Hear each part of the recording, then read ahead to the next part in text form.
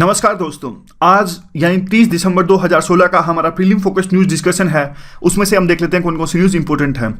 देखिए, front page पे कोई भी न्यूज़ इंपॉर्टेंट नहीं है। आंध्र प्रदेश का जो पहला डिजिटल विलेज घोषित हुआ है उसका नाम है मोरी। तो यूपीएससी पहले डिजिटल विलेज के बारे में पूछेगी, इसकी आंध्र प्रदेश के पहले डिजिटल विलेज के बारे में पूछेगी, इसकी संभावना तो ना के बराबर है। लेकिन हमें यह जरूर पता होना चाहिए कि इंडिया का पहला डिजिटल विलेज कौन सा है। जब भी देखिए यूपीएससी इस तरह के क्वेश्चन जरूर पूछती है कि पहला इंडिया का ऐसा कौन सा विलेज है जिसमें पूरी तरह से ओपन डेफिकेशन को यूज किया गया है, इस तरह से हमें पता होना चाहिए। तो आपको इसका आंसर देना है कि पहला ओपन डेफिकेशन विलेज कौन सा है और पहला डिजिटल विलेज कौन सा है। दो आंसर आपको देने हैं इसके। यहाँ पे ये न्यूज़ है। अगर ये गुजरात का है डिजिटल विलेज तो गुजरात के अंदर जो विलेज है उसका नाम क्या है। अब देखिए, एक दूसरा क्वेश्चन है यहाँ पर आर्बिट्रेशन का। इस पेज पे देखिए यहाँ पर, और इससे पहले आर्बिट्रेशन से पहले इसका भी थोड़ी सी न्यूज़ है। जो इसके हेड हैं चीफ ऑफ स्टाफ कमेटी, यहाँ पे देखिए चीफ ऑफ स्टाफ कमेटी है, इनको अपॉइंट किया गया है। और मिस्टर लांबा जो नेवल जो सर्विसेज है इनके चीफ हैं, उनको अपॉइंट किया गया है सर्विसेज के आधार पर। तो इसको थोड़ा सा जान लेते हैं होती क्या है ये। देखिए, जो ये इनका काम क्या होता है, ये जो चीफ ऑफ स्टाफ कमेटी है ये एडवाइस करती है डिफेंस मिनिस्टर को। कंपोजिशन क्या, कौन कौन इसके अंदर में आते हैं। तीनों सर्विसेज के चीफ, जैसे कि एयर चीफ, नेवल चीफ और आर्मी चीफ, तीनों जो चीफ हैं हमारे आर्म फोर्सेज के, वो इसके अंदर शामिल होते हैं। और जो हमारे देखिए chief of integrated defence staff, अगर ये हैं तो अगर इनका पद है, मतलब सरकार अपॉइंटमेंट कर रखी है इस पद पर, तो ये भी होते हैं। और पांचवें नंबर पर देखिए, अगर साइंटिफिक एडवाइजर जो होते हैं मिनिस्ट्री ऑफ डिफेंस के, अगर इनको इनवाइट किया जाए तो ये भी इस चीफ ऑफ स्टाफ कमेटी में शामिल होते हैं। तो अब इनका हेड कौन होता है। देखिए, जो तीन सर्विसेज होती हैं यहाँ पे, ये आर्मी है, ये नेवल चीफ है, ये एयरफोर्स है। इन तीनों चीफ में से जिसकी सीनियरिटी सबसे ज़्यादा होती है वो automatic chief of staff committee के पद पर कायम हो जाते हैं, उनको अपॉइंट कर दिया जाता है। तो ध्यान से सुनिएगा, अगर ये क्वेश्चन आ जाए तो कौन होता है, किस बेस पर इनको अपॉइंट किया जाता है, तो याद रखिएगा तीनों सर्विसेज में जो सबसे सीनियर होते हैं उनको automatic chief of staff committee के पद पर अपॉइंट कर दिया जाता है। अब एक और न्यूज़ यहाँ पे इंपॉर्टेंट है, वो आर्बिट्रेशन से रिलेटेड है। आर्बिट्रेशन होता क्या है, यहाँ पे देख लेते हैं। आर्बिट्रेशन देखिए एक तरह का ये एडीआर फॉर्म है, एडीआर मैकेनिज्म है। एडीआर मैकेनिज्म क्या होता है, अल्टरनेटिव डिस्प्यूट जो रेजोल्यूशन होता है। अल्टरनेटिव डिस्प्यूट रेजोल्यूशन एक ऐसा मैकेनिज्म होता है जिसमें कोई केस को सुलझाने के लिए जो भी पार्टीज होती है वो कोर्ट ना जाकर कोर्ट से बाहर मामले को सुलझाने की कोशिश करते हैं। तो यहाँ पे देखिए, disputes outside the court, the parties to a dispute refer to the arbitration. जो लोग देखिए कोर्ट से बाहर अपने जो इशू को सुलझाना चाहते हैं तो वो आर्बिट्रेशन की तरफ जाते हैं, और ये आर्बिट्रेशन हब होता है, वो एक आर्बिट्रेटर अपॉइंट करता है। और बाद में देखिए उनको जो आर्बिट्रेटर का जो फैसला होता है उसको मानना पड़ता है। आपने देखा, आपको याद होगा, हमने 3-4 पहले ऑलमोस्ट एक वीक पहले एक न्यूज़ डिस्कस करी थी कि जो एक नेशनल लॉ यूनिवर्सिटी है बेंगलोर की, वो क्या करेगी, अब जो ई कॉमर्स की वेबसाइट्स जैसे कि अमेजोन और फ्लिपकार्ट से जो इश्यूज आते हैं कस्टमर्स को, उनको सुलझाने के लिए आर्बिट्रेटर है उसको अपॉइंट करेगी जब भी जरूरत करेगी, जब भी कस्टमर्स कहेंगे कि हमें एक आर्बिट्रेटर की जरूरत है। इस तरह की बात है। यहाँ पे देखिए, अब सरकार ने जो अब क्या किया है, ये तो हमने देखा कि आर्बिट्रेशन होता क्या है। अब सरकार ने देखिए इंडिया को एक आर्बिट्रेशन का जो हब है उसको बनाने के लिए एक बीएन श्री कृष्णा पैनल को अपॉइंट किया। तो ये तो नाम, पहले तो आप नाम याद रखिए, बीएन श्री कृष्णा पैनल।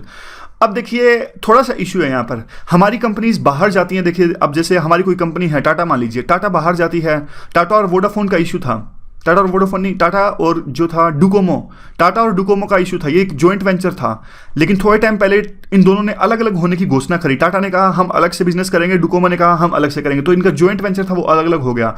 तो किसी इशू को लेकर इनका विवाद हो गया। तो टाटा और डोकोमो ने सोचा कि देखिए कोर्ट में जाएंगे तो बहुत टाइम लग जाएगा, आर्बिट्रेशन के तहत मामला सुलझाते हैं। तो एक आर्बिट्रेशन के तहत इन्होंने मामला सुलझाने की कोशिश करी, जिसमें कहा गया आर्बिट्रेटर ने जो अपना वर्डिक्ट दिया उसके अंदर टाटा को बहुत सारे पैसे देने पड़े, डोकोमो को पता नहीं अभी दिए हैं कि नहीं दिए हैं, लेकिन इस तरह का इशू था।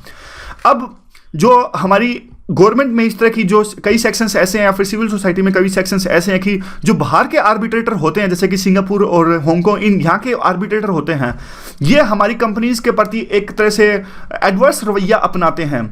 तो हमें जरूरत है कि हमारे देश के अंदर में भी एक इंटरनेशनल लेवल के आर्बिट्रेटर होने चाहिए। और हमारा जो देश है, जैसे कि एक गिफ्ट सिटी है, पहली स्मार्ट सिटी बनाने की बात हुई, ये गिफ्ट सिटी जिसका नाम है गुजरात के अंदर में। तो ऐसा कहा जा रहा है कि गिफ्ट सिटी जो है गुजरात के अंदर में, यहाँ भी हम बनाएंगे एक जबरदस्त जो आर्बिट्रेशन हब है, ताकि बाहर की कंपनीज और इवन हमारी कंपनीज को भी अगर कोई दिक्कत होती है, कोर्ट से बाहर वो मामला सुलझाना चाहते हैं, तो हमारे अंदर भी एक इंटरनेशनल लेवल के आर्बिट्रेटर होने चाहिए, आर्बिट्रेशन हब होना चाहिए। तो आगे देख लेते हैं कौन सी न्यूज़ इंपॉर्टेंट है। यहाँ पे एक छोटी सी न्यूज़ है, वो मेंस के लिए है, कोई खास है नहीं। यहाँ पे देखिए नवाज शरीफ और यहाँ के पाकिस्तानी जो गवर्नमेंट है वहाँ के कुछ सेक्शंस की तरफ से आवाज़ उठाई है कि हम बातचीत के लिए तैयार हैं। इस तरह से दोबारा से जो काफ़ी डिफरेंसेस हैं उसको सुलझाने की बात हुई है। कुछ खास नहीं, इस तरह की बातें डेली चलती रहती हैं। सीरिया में एक ट्रूस हुआ है। हमने एडिटोरियल डिस्कस किया था कि 3 देश एक साथ आए हैं, ईरान, टर्की और रशिया। वैसे इस न्यूज़ में 2 ही देशों का नाम दे रखा है, रशिया और टर्की ने एक ट्रूस डील साइन करी है कि वहाँ पे हो रहे देखिए जो ह्यूमैनिटेरियन जो क्राइसिस है वहाँ पर उसको रोका जाए, और काफ़ी लोगों की वो जाने जाइए। यानी देखिए सीरियन की फोर्सेज ने कहा कि ठीक है हम सीज फायर के लिए तैयार है, और वहाँ के जो मिलिटेंट्स हैं जो टर्की के इन्फ्लुएंस है उन्होंने भी कहा कि देखिए हम हथियार एक बार से मतलब थोड़ा रुकने के लिए तैयार है, हथियार वो नहीं गिरेंगे। तो इस तरह से एक ट्रूस साइन हुआ है। तो कई बार ये पूछा जाता है, इस तरह का क्वेश्चन पूछ लेते हैं कि वैसे तो देखिए ट्रूस पता नहीं लंबे टाइम तक चलेगा नहीं चलेगा, जब तक कि हमारा प्रीलिम होगा उसके बीच में तो काफ़ी सारी चीज़ें सीरिया में और भी हो जाएंगी, लेकिन अगर ये लंबे समय तक मेंटेन रहता है तो इस तरह का क्वेश्चन पूछा जा सकता है कि जो सीरिया में ट्रूस साइन हुआ है वो कौन कौन से देशों के बीच में साइन हुआ है। तो हमें याद रखना है रशिया और टर्की के बीच में ये साइन हुआ है। दूसरा देखिए एक यहाँ पे न्यूज़ है, वैसे तो ये यूके का इंटरनल मैटर है तो नहीं पूछा जाएगा, लेकिन थोड़ा सा फिर भी हम देख लेते हैं। यूके में ये 2016 का साल था, एक तरह से टर्मोइल भरा रहा। काफ़ी सारी चीज़ें यूके के अंदर में हुई इस साल से। जो यूरोपियन यूनियन से ब्रिटेन एग्जिट हो गई, एक वाटरशेड मूवमेंट थी एक पूरे के, जिसकी जो देखिए जो रिपरकशंस हैं काफ़ी आने वाले सालों तक झेले जाएंगे और देखे जाएंगे इसके रिपरकशंस, जो ब्रिटेन यूरोपियन यूनियन से एग्जिट हुआ है। और एक तरह से डिवाइड देखने को मिला यहाँ पे ओल्डर जनरेशंस के बीच में और यंगर जनरेशंस के बीच में भी। ओल्डर जनरेशंस थी काफ़ी कंजर्वेटिव थी, वो कहते कि हमें अलग नहीं होना चाहिए यूरोपियन यूनियन से, यूरोपियन यूनियन ने पूरे यूरोप में स्टेबिलिटी प्रोवाइड करी है। लेकिन यंगर जनरेशंस थे, उनका मानना ये था कि हमारी जॉब से हमें वंचित रखा जा रहा है, हमें जो सिक्योरिटी है वो भी खतरे में है, इसके कारण में जो हम यूरोपियन यूनियन के मेंबर हैं, इस तरह की बातें थी। दूसरा यूके की देखिए इस जो इंटरनेशनल जो कद है, स्टेटस है, वो भी काफ़ी कम हुआ इसकी वजह से। और अब देखना है ये बाकी है कि जो मे है अभी इनकी प्राइम मिनिस्टर है यूके की, इन्होंने कहा कि अगले साल मार्च में हम जो फॉर्मल प्रोसेस है यूरोपियन यूनियन से अलग होने का वो स्टार्ट करेंगे। तो उसके बाद में भी एक तरह से जो पूरा का पूरा आर्किटेक्चर है यूरोपियन यूनियन का, और आने वाले टाइम में और भी ज़्यादा फ्रेजाइल होगा, कमज़ोर होगा। इस तरह की बातें हैं। और एक नीचे जो न्यूज़ है वो भी इंपॉर्टेंट है। देखिए यहाँ पर ये चाइना के इंटरनल के बारे में न्यूज़ है, इतना इंपॉर्टेंट नहीं है। चाइना और पाकिस्तान किस तरह से साथ आ रहे हैं, इंडिया के लिए किस तरह से खतरा है, ये काफ़ी कुछ हम डिस्कस कर चुके हैं। यहाँ पे नीचे एक न्यूज़ इंपॉर्टेंट इसलिए हो सकती है, देखिए रशिया और ईरान वो तालिबान के करीब आ रहे हैं, तो कहीं ना कहीं ये हमारे इंटरेस्ट के लिए खतरा है। क्योंकि देखिए हमारे जो इंटरेस्ट हैं वो तो तालिबान जो अफगानिस्तान की गवर्नमेंट है वहाँ पे उनके साथ में अशरफ गनी या फिर हामिद करजई जो भी हों, लेकिन अगर रशिया और ईरान तालिबान के नज़दीक जा रहे हैं तो कहीं ना कहीं हमारे लिए खतरे की घंटी है, और यूएस के लिए भी खतरे की घंटी है। क्यों? क्योंकि देखिए हमारे इंटरेस्ट तो यही है ना कि तालिबान में स्टेबिलिटी रहे और डेमोक्रेसी रहे। क्योंकि जब भी तालिबान आता है वहाँ अफगानिस्तान के अंदर में तो हमारे इंटरेस्ट के खिलाफ है। इवन पाकिस्तान चाहता है कि तालिबान सत्ता में आए अफगानिस्तान के अंदर में। तो रशिया और ईरान इनको सपोर्ट करने लगे हैं, और कुछ सेक्शंस में तो ऐसी भी बातें आई हैं कि रशिया ने इनको हथियार भी दिए हैं। तो अगर रशिया इनको हथियार देने लगा तो देखिए वह दूर नहीं कि तालिबान अपने आप को फिर से स्ट्रॉन्ग करेगा और वहाँ पर सत्ता कैप्चर करने में कुछ टाइम के बाद में बहुत पुरजोर कोशिश करेगा। तो यह तो अच्छी बात नहीं है डेफिनेटली। और उसके अलावा देखिए जो ईरान है 2001 से पहले, देखिए 2001 से पहले तो ईरान जो था तालिबान के विरुद्ध था। क्यों विरुद्ध था? क्योंकि देखिए जो ईरान है वो तो एक शिया कंट्री है और तालिबान जो है सुन्नी इंटरेस्ट को सपोर्ट करता है। तो इसके लिए काफ़ी डिफरेंसेस थे ईरान और तालिबान के बीच में। अब ईरान भी इसको सपोर्ट कर रहा है, तो कहीं ना कहीं फिर भी एक यू कंसिडर्ड खतरनाक बात ही है ये। और आगे देखिए बिजनेस पे कौन सी न्यूज़ इंपॉर्टेंट है। जो एक देखिए जो आरबीआई की एक रिपोर्ट आती है जिसको कहते हैं फिनेंशियल स्टेबिलिटी रिपोर्ट। तो ये पहली तो बात आप ये याद रखिए, प्रीलिम में पूछ सकते हैं कि जो ये फिनेंशियल स्टेबिलिटी रिपोर्ट होती है, इस तरह की कुछ रिपोर्ट होती है, वो कौन जारी करता है और किस फ्रीक्वेंसी पर जारी किया जाता है। क्या साल में एक साल में एक बार जारी किया जाता है या फिर एक साल में 2 बार जारी किया जाता है। इस तरह की बातें आपको याद रखनी है, प्रीलिम के लिए बहुत इंपॉर्टेंट है। और जो ये है स्टेबिलिटी डेवलपमेंट काउंसिल, ये भी काफ़ी इंपॉर्टेंट है, और इसका तो क्वेश्चन भी आया था 2016 में। तो आपको ये बताना है जो FSDC जो ये कमेटी होती है, काउंसिल होती है, डेवलपमेंट काउंसिल, इसका हेड कौन होता है, कौन कौन इसके मेंबर्स होते हैं। तो आप इस कमेटी के बारे में बताइए, काउंसिल के बारे में बताइए, काफ़ी इंपॉर्टेंट है। और एक क्वेश्चन ये भी आप ही बताओगे। देखिए क्वेश्चन ये है, capital to risk weighted asset ratio है, ये क्या होता है?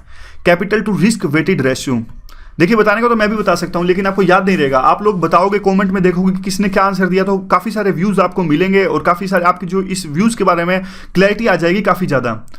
और ये रिपोर्ट में कहा क्या है, रिपोर्ट में देखिए वही बातें जो है कि बैंक्स जो है कमज़ोर हो रहे हैं, वीकनेस दिखा रहे हैं, और कल को इनमें वोलेटिलिटी ज़्यादा आ जा सकती है, और एनपीएस है वो बढ़ रहा है। इस तरह की बातें हैं, वो खास यूज़ करने लायक नहीं है। जो प्री के लिए 3-4 इंपॉर्टेंट पॉइंट है कि एफएसडीसी है जो ये क्या होती है, स्टेबिलिटी रिपोर्ट को कौन जारी करता है, किस फ्रीक्वेंसी पर जारी किया जाता है, और तीसरा ये है capital to risk weighted ratio होता क्या है। तो तीनों आंसर आपको देने हैं इस बारे में।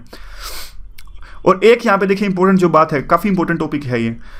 अभी देखिए बात आई है हमारी गवर्नमेंट की तरफ से कि एक फाइनेंशियल डाटा मैनेजमेंट बॉडी बनाई जाए। यहाँ पे नीचे देखिए फाइनेंशियल डाटा मैनेजमेंट बॉडी बनाई जाए। ये क्या करेगी, ये डिफरेंट जो हमारे देश के रेगुलेटर्स हैं, जो कोई भी रेगुलेटर मान लीजिए आप, ट्राई मान लीजिए, सेबी मान लीजिए, सब रेगुलेटर्स तो हैं। तो ये क्या करेंगे, देखिए ये क्या करेंगी, ये सारे के सारे रेगुलेटर्स का जो डाटा है वो एक जगह समाहित करेगी और उनको एनालाइज करेगी। ये जो बॉडी है जिसको बनाने की बात हुई है, जिसका नाम है फाइनेंशियल डाटा मैनेजमेंट बॉडी, इसका काम यही होगा। देखिए इसको बनाने का पहले भी प्रपोजल दिया गया था, तब आरबीआई ने मना किया था। आरबीआई ने कहा था कि हम डेटा को, बैंक्स का जो डेटा है वो नहीं शेयर करेंगे, इसके साथ में फाइनेंशियल डेटा मैनेजमेंट बॉडी जिसको पहले गवर्नमेंट ने कहा था बना दीजिए। और अब क्या है, आरबीआई ने क्या रीजन दिया था, आरबीआई ने कहा था कि ये जो बॉडी आप बनाने की बात कर रहे हो स्टैच्यूरी बॉडी नहीं है। तो अब गवर्नमेंट ने कहा कि हम स्टैच्यूरी बॉडी बना देंगे, कोई दिक्कत नहीं है, और इसलिए काफी देखिए लाभदायक होगा। इससे क्या होगा, एक स्टेबिलिटी भी रहेगी, हमारा जो पूरा फाइनेंशियल आर्किटेक्चर है हमारे देश का।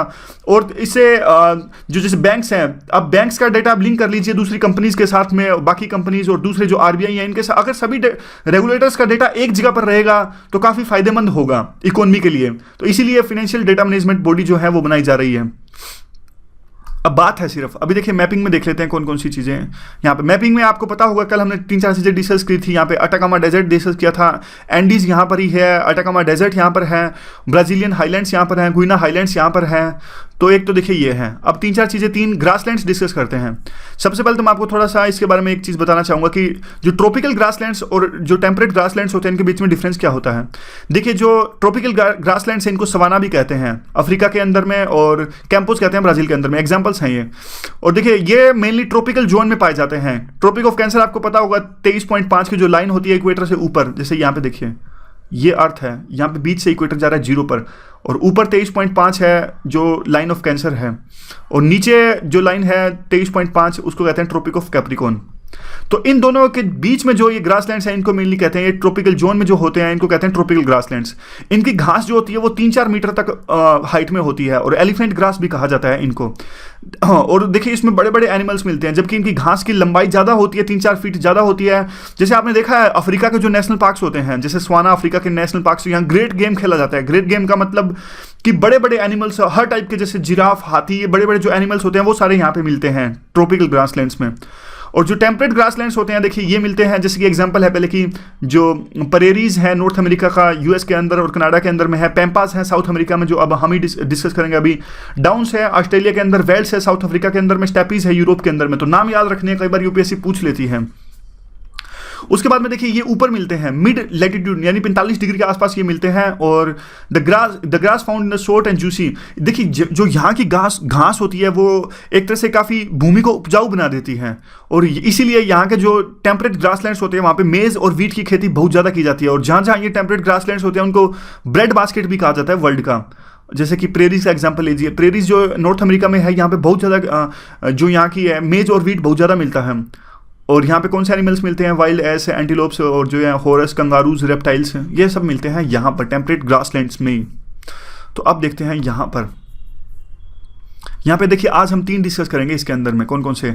एक तो लेनोज है, लेनोज तो है वेनेजुला के अंदर में, ये है टेम्परेट ग्रासलैंड्स। और उसके नीचे जो आते हैं देखिए ब्राज़ील, और जो इन यहाँ पे हैं ब्राज़ील, प्रागवे और थोड़ा थोड़ा उरुग्वे, अर्जेंटीना यहाँ पे फैले हुए हैं देखिए थोड़ा थोड़ा यहाँ पे। तो इनका नाम है देखिए पैम्पास, जैसे हमने अभी डिस्कस किया था। यहाँ पे देखिए पैम्पास नहीं, कैंपोस, सॉरी कैंपोस यहाँ पे है। एक सेकेंड, ये देखिए कैंपोज इन द ब्राज़ील, ये ट्रॉपिकल ग्रासलैंड्स हैं। तो ये यहाँ पे जो हमने अभी डिस्कस किया ये पैम्पोज ना होके कैंपोज हैं।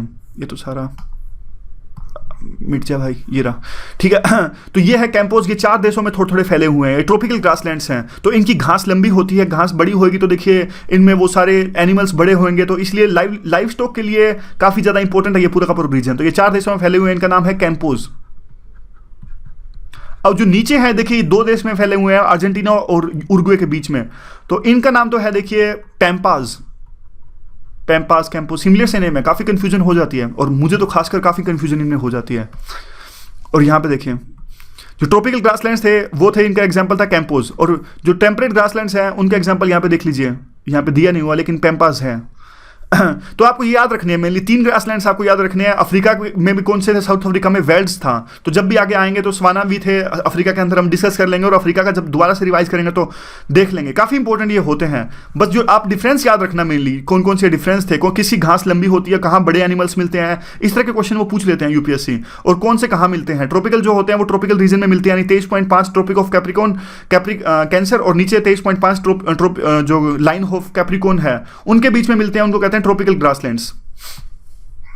और यहाँ पे देखिए, अगर यहाँ पे भी आप ब्लैंक मैप में देखना चाहे तो ये है जो वेनेजुला है, ये वेनेजुला ही है ना, हाँ साइड वाला वेनेजुला है। तो देखिए वेनेजुला में है जो यहाँ पे आपको मिलेंगे लानाज, और यहाँ पे मिलेंगे कैंपास, और नीचे मिलेंगे पैम्पास। कैंपास जो है वो 4 देशों में फैले हुए हैं। यूपीएससी देखिए इतना तो नहीं पूछेगी कौन कौन से 4 देशों में फैले हुए हैं, मेनली तो आपको यही पता होना चाहिए कि कौन से, ये तीनों के तीनों नाम याद होने चाहिए कि लानाज जो है, कैंपोज, पैम्पोज साउथ अमेरिका के अंदर में है। सबसे इंपॉर्टेंट फैक्ट ये है।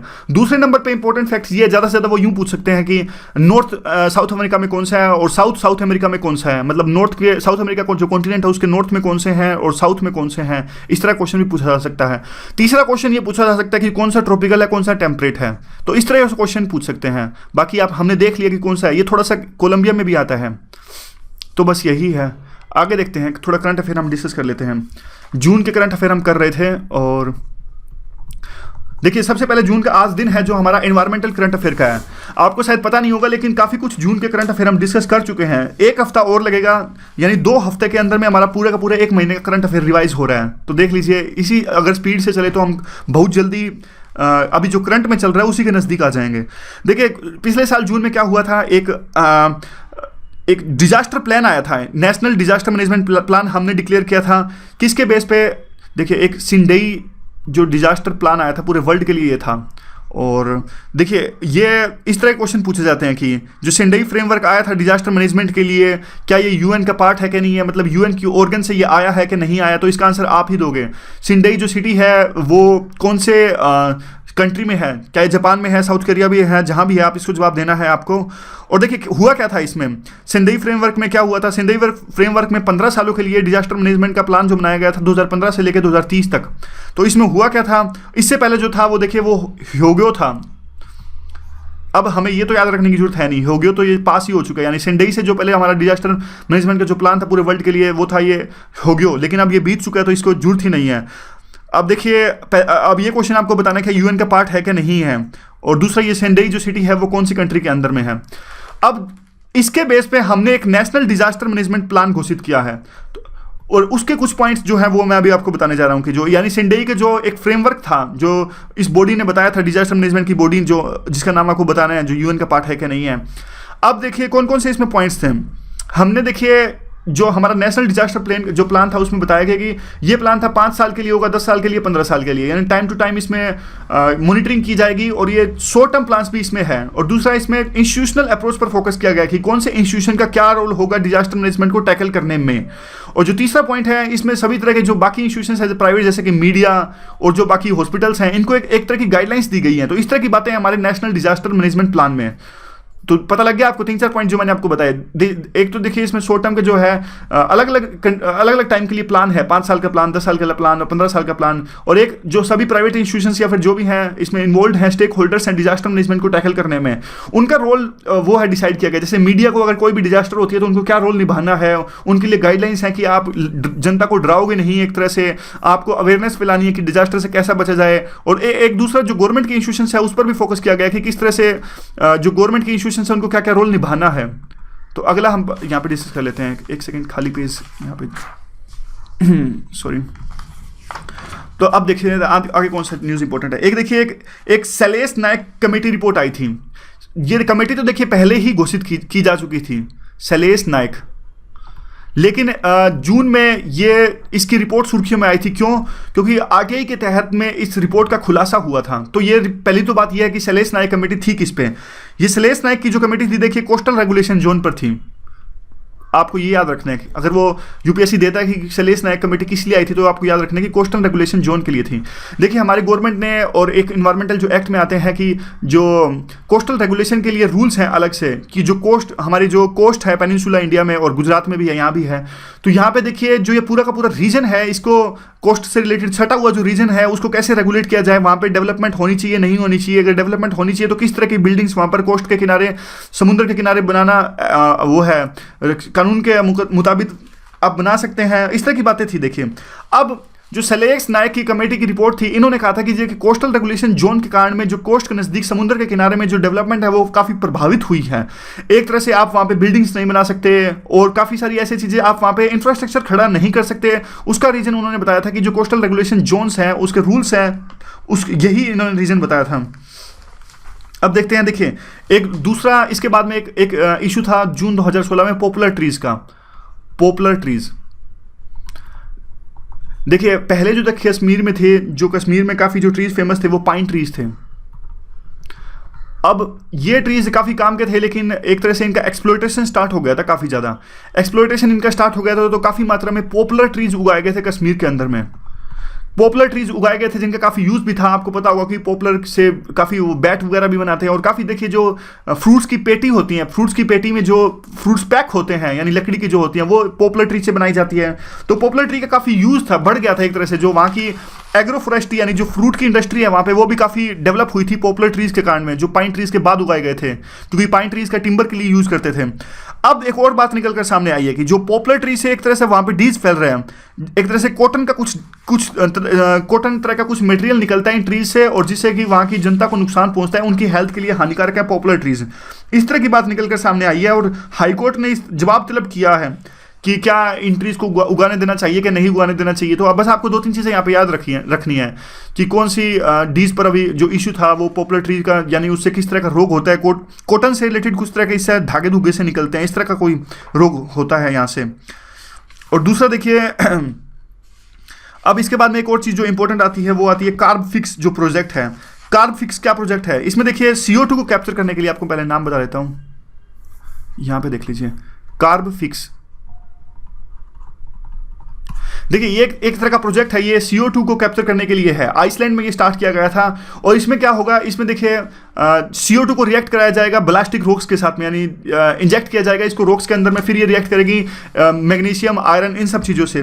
तो रिएक्ट करके एक तरह से वहाँ पे परमानेंट रह जाएगी, कोई भी वहाँ पे इनके जो बाय प्रोडक्ट्स है वो नहीं निकलेंगे, और वो नीचे जहाँ इसको रॉक्स के अंदर में इंजेक्ट करेंगे तो वहीं कैप्चर हो जाएगी। तो इस तरह को हमारे देखिए CO2 जो है बहुत ज़्यादा ग्रीन हाउस गैस इमिशन है, और जो क्लाइमेट चेंज है ग्लोबल वार्मिंग के लिए रिस्पॉन्सिबल है। इस तरह से जो CO2 को कैप्चर करना एक तरह से एक सोल्यूशन हो सकता है। तो डेफिनेटली यूपीएससी इस तरह से क्वेश्चन को पूछ सकती है कि the carb fix project was recent in the news is related to, इस तरह क्वेश्चन आ सकता है। तो हमें पता होना चाहिए कि कार्ब फिक्स जो प्रोजेक्ट है वो है क्या। उसके बाद में देखिए एक और जो इशू सुर्खियों में था वो था एक रिन्यूएबल एनर्जी की हाइब्रिड पॉलिसी थी, यानी सोलर प्लस में विंड की हाइब्रिड पॉलिसी। होता क्या, देखिए होता ये है कि दिन में जो होता है वो सोलर एनर्जी काफ़ी काम होती है, और काफ़ी लैंड ये यूज़ करती है सोलर एनर्जी को प्रोड्यूस करने के लिए। यानी या तो इन्हें छत पर लगाएं, अगर छत पर नहीं लगाएं तो नदी किनारे इनको लगाएं, या फिर ऐसे लैंड पर इनको लगाएं जहां पे सोलर एनर्जी प्रोड्यूस हो सकी और काफ़ी हमारा लैंड भी जो है वो वेस्ट ना हो। तो ऊपर से देखिए विंड एनर्जी है, विंड एनर्जी भी ये भी काफ़ी लैंड यूज़ करती है।